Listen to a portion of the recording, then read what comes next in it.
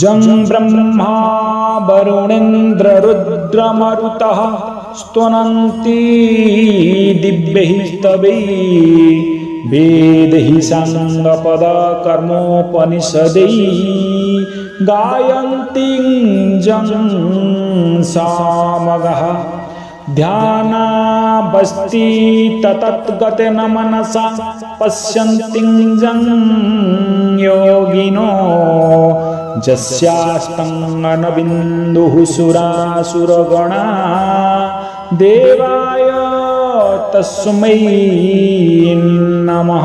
जहाँ को ब्रह्मा वरुण इंद्र रुद्र मरुत प्रभृत्य दिव्य श्रुत द्वारा स्तुति करती ध्यानाभिभूत मन मध्य जोगी माने जहाकु दर्शन करती एवं देव दानवगण जार अंत पाई पारंती नाही सेई देवंकु मु नमस्कार करुची।